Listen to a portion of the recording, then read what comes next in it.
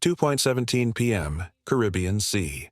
Venezuela's northern coastline fades in the distance as a single radar blip pierces through the USS Mason's combat display. What appears next isn't just another smuggler trying to slip through international waters, it's a death wish on fiberglass, screaming across the ocean at 45 knots straight toward one of America's most lethal floating arsenals. 6 minutes. That's all the time separating routine patrol from catastrophic miscalculation. The vessel charging forward isn't some fishing boat that wandered off course. It's a go-fast boat, low profile, narrow hull, built for one purpose, outrunning everything the Coast Guard can throw at it. Except the USS Mason isn't Coast Guard. This Arleigh Burke-class guided missile destroyer carries enough firepower to level a small city, equipped with Tomahawk cruise missiles, anti-aircraft systems, and radar technology that can track a baseball from 20 miles away. Contact bearing 180, range 10 miles, speed increasing. The voice crackling through the Combat Information Center carries professional calm, but every sailor on that bridge knows what's happening. Something is very, very wrong. The unidentified vessel isn't responding to radio hails. Not English, not Spanish, not even the internationally recognized maritime distress frequencies that every boat captain from Caracas to Miami knows by heart. Just silence and full-throttle acceleration aimed directly at American steel. Through high-powered binoculars, the deck crew counts 4 figures aboard. No national flags, no identification markings, no fishing equipment visible. One man, positioned near the stern, appears to be handling something metallic, cylindrical, and far too large to be anything innocent. Then the Caribbean afternoon explodes.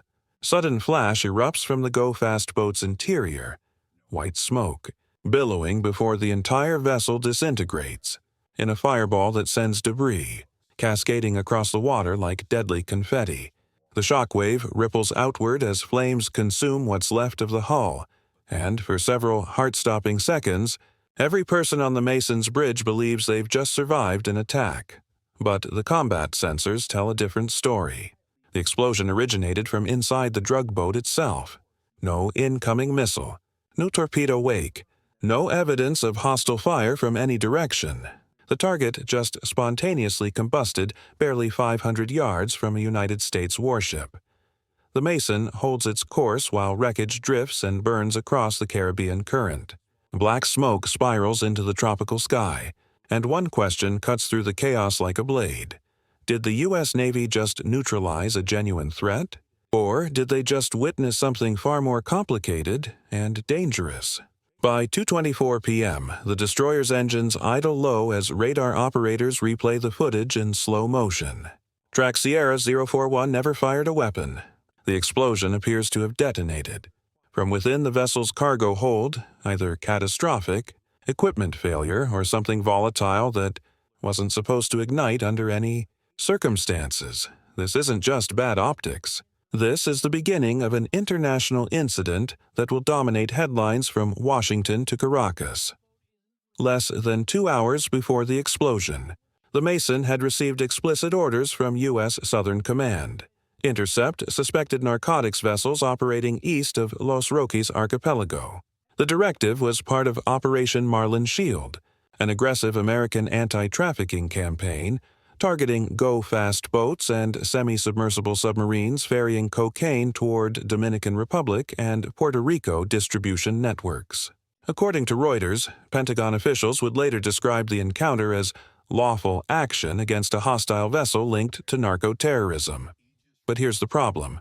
At the moment of contact, there was no verified identification, just radar signatures, thermal imaging, and assumptions based on behavior patterns.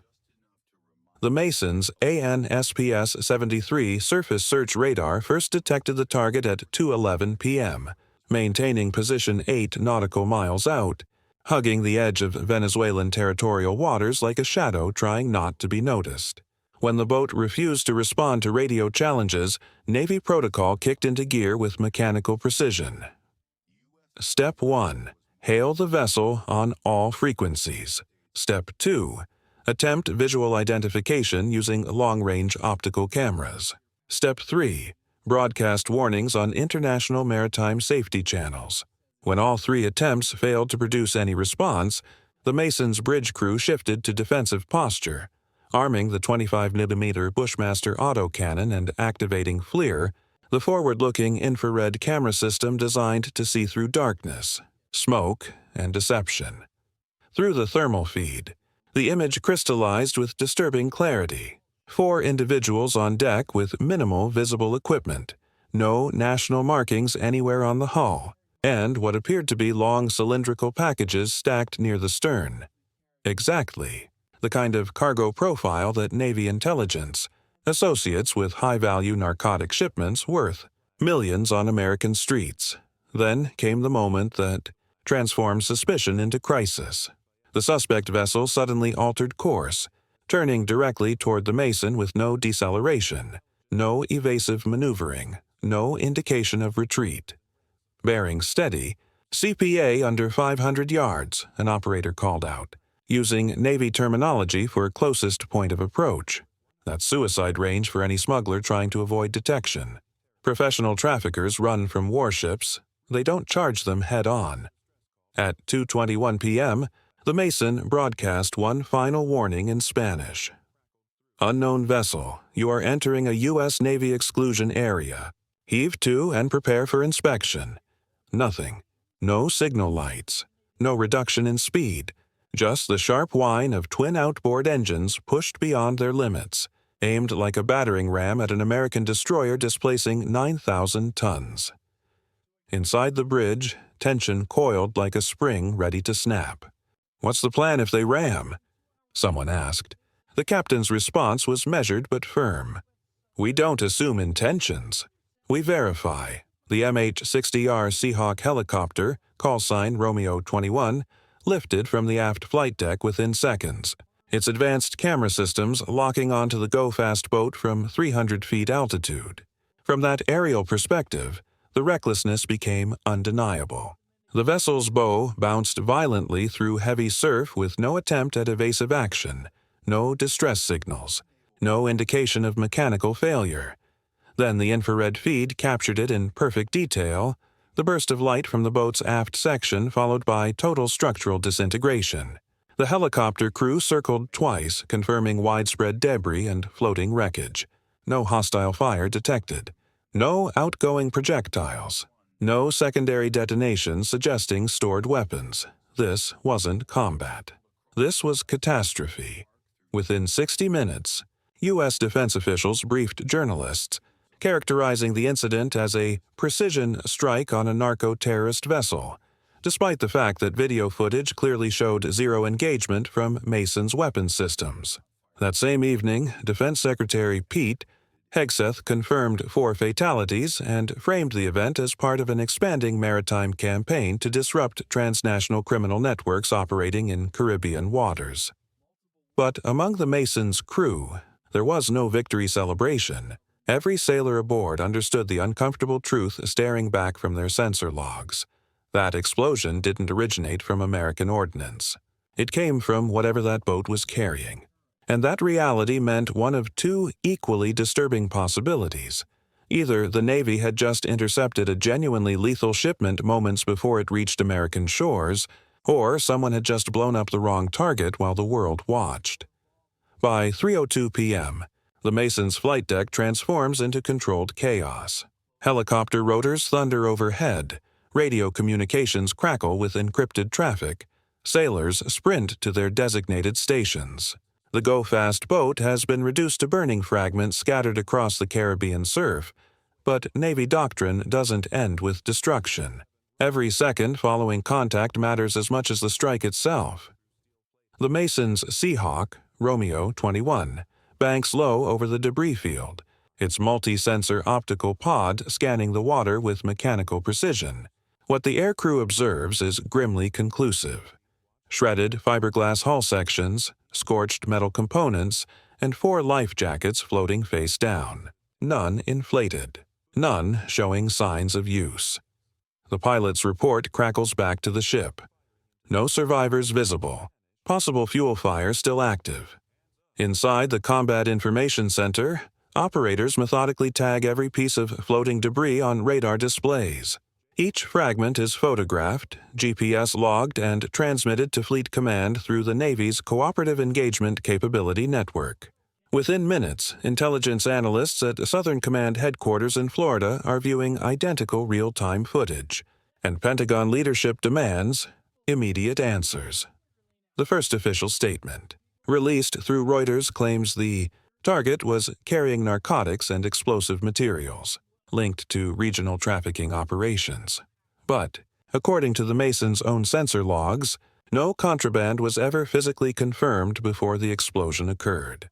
Translation: the Navy had surveillance capabilities, but zero concrete evidence. The circling Seahawk continues its methodical search pattern. FLIR camera panning across the oil-slicked surface when suddenly a faint orange glow appears near what remains of the stern section. The pilot zooms in for closer examination. There, floating upright, is a sealed metal drum still remarkably intact despite the blast. Stenciled across its surface in black letters, PDVSA, Petróleos de Venezuela, the Venezuelan state-owned petroleum company. That discovery changes everything. If the cargo wasn't narcotics but industrial fuel or chemical products, the explosion might have been triggered by the crew accidentally, or by equipment malfunction, or even by a stray spark from overheated engines. Not enemy action at all. By nightfall, this incident dominates global news cycles. Cable networks replay grainy explosion footage captured by the Seahawk's camera on endless loops. The Pentagon releases a 20-second video clip labeled Vessel Neutralization, Caribbean Sector. But there's an immediate problem. The explosion looks nothing like a missile impact. No projectile contrail. No splash signature from incoming ordnance. Just a single catastrophic internal detonation followed by the boat breaking apart. Critics immediately begin asking uncomfortable questions. Was the vessel carrying improvised explosives intended for an attack? Or was it simply a civilian fuel transport caught in the wrong location at the worst possible moment? Satellite imagery from Planet Labs, subsequently analyzed by the Washington Post, confirms no evidence of naval gunfire in the immediate area but does verify the presence of U.S. naval vessels conducting counter-narcotics, patrols less than 18 nautical miles from Venezuelan territorial boundaries, international waters, but barely. By 8:40 p.m., Venezuela's Ministry of Defense issues a televised statement accusing the United States of an unprovoked and illegal attack on a civilian vessel operating in Venezuelan-administered waters. They don't mince words. They call it an act of piracy. In Washington, Defense Secretary Pete Hegseth strikes an entirely opposite tone. Standing at the Pentagon podium before assembled journalists, he declares, "The U.S. Navy acted lawfully to protect its forces and regional partners from a hostile narco-terrorist vessel. 4 enemy combatants were neutralized." That word, enemy, doesn't sit comfortably with everyone analyzing the incident, because as Reuters meticulously notes, no formal identification was established. The victims' identities remain completely unknown.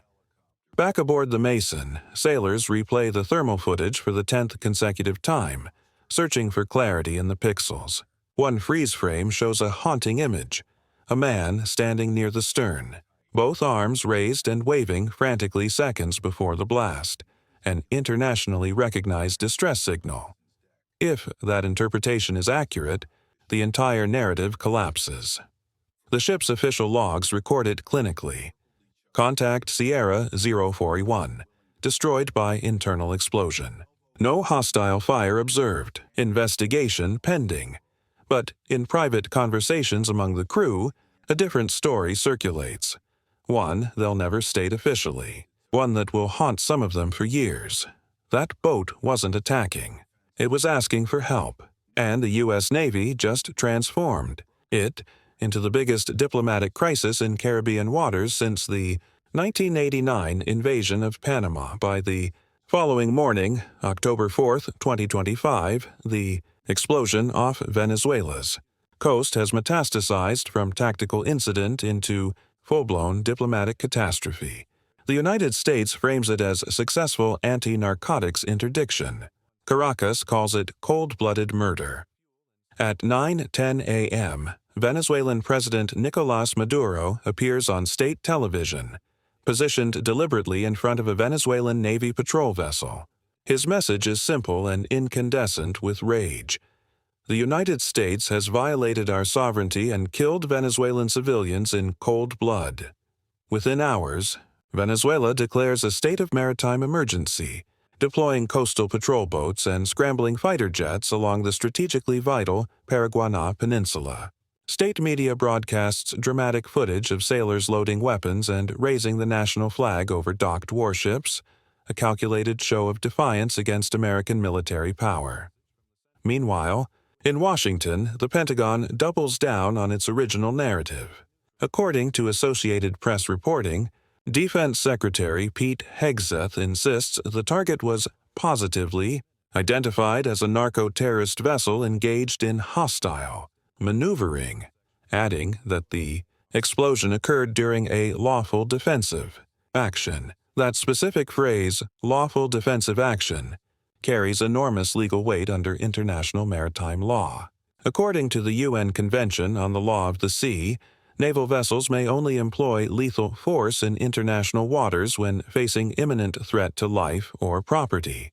But video evidence shows no incoming fire, no weapons visible, no warning shots fired. So the critical question remains, was there actually a legitimate threat? According to Reuters, anonymous officials inside U.S. Southern Command privately admit that sensor data remains inconclusive about the cause of the blast. They suggest a secondary chemical detonation may have occurred inside the target vessel, meaning it potentially destroyed itself accidentally, rather than being attacked. But for Venezuela, the damage is already catastrophic and irreversible. At 2 p.m., Caracas files a formal protest through the United Nations, characterizing the strike as a deliberate act of aggression and a flagrant violation of maritime sovereignty. Venezuelan ambassador to the UN Samuel Moncada delivers a blistering speech accusing Washington of using the war on drugs as a smokescreen for political intimidation and regional bullying, and he might not be entirely wrong. Over the previous 6 months, the United States quietly expanded Operation Marlin Shield, authorizing Navy destroyers, Coast Guard cutters, and surveillance drones to engage vessels suspected of narcotics trafficking across the entire Caribbean basin. On paper, it's counter-narcotics enforcement. In practice, it functions as a deliberate show of American military force. As Time magazine points out, this was the 4th lethal strike in just 5 weeks, all occurring in roughly the same geographic area, in international waters immediately outside Venezuela's claimed maritime zone. The stated objective: disrupt trafficking routes allegedly protected by corrupt Venezuelan government officials. Even traditional American allies grow increasingly nervous. The European Union's External Action Service releases a carefully worded statement urging restraint and transparency, while Brazil explicitly calls for de-escalation and independent investigation. But there's another dimension to consider: political timing.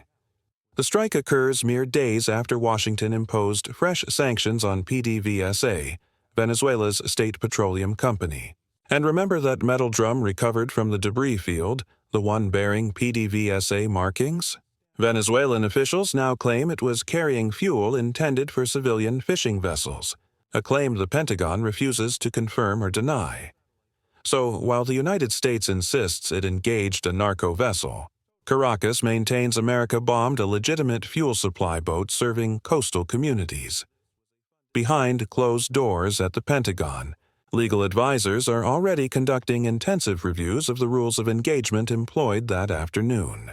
If the Masons' sensors never confirmed hostile intent before the explosion, the operation may have technically violated the U.S. Navy's own doctrine regarding use of force, and for the sailors aboard the Mason, that distinction carries profound weight. Because every future intercept from this point forward will be recorded, dissected, and scrutinized to determine whether the U.S. Navy can still legitimately claim moral authority in contested waters. The ocean might forget quickly. The international headlines won't. By week's end, both vessels are long departed from the scene, but the political, legal, and moral shockwaves continue reverberating across the Caribbean basin and beyond. The Pentagon maintains its position that the strike was justified and lawful. Venezuela continues characterizing it as a war crime. And somewhere between those two competing narratives exists the truth, the kind that rarely survives the journey into official statements and press releases. Here's what we know with certainty. A small, fast-moving vessel exploded within visual range of a U.S. destroyer. 4 human beings died. No verified narcotics were ever physically recovered. And the only tangible clue linking it to trafficking operations was a half-burned fuel drum marked with Venezuela's state oil company logo, which could indicate smuggling or could simply mean fuel. Transport. That leaves one profoundly uncomfortable question hanging over this entire incident. Was this a successful counter-narcotics mission that prevented drugs from reaching American streets? Or was it an accident the entire world watched unfold in real time through thermal cameras and satellite feeds? Because these gray zone operations, existing in the ambiguous space between law enforcement and military action, are blurring traditional boundaries faster than international law can adapt. The U.S. Navy now plays a deadly game of cat and mouse with smugglers, militias, and sometimes even sovereign nations, all operating inside the same contested waters where jurisdiction remains perpetually disputed. One misinterpreted signal, one incorrect assumption, one split-second decision, and you generate an international incident exactly like this one. What we do know is this: the Caribbean just became more dangerous. The rules of engagement just became more complicated. And the next time a radar blip appears on a Navy destroyer's screen, the decision to act or wait just became exponentially harder. Because in these waters, the line between protecting American interests and triggering international crisis isn't just thin. It's invisible.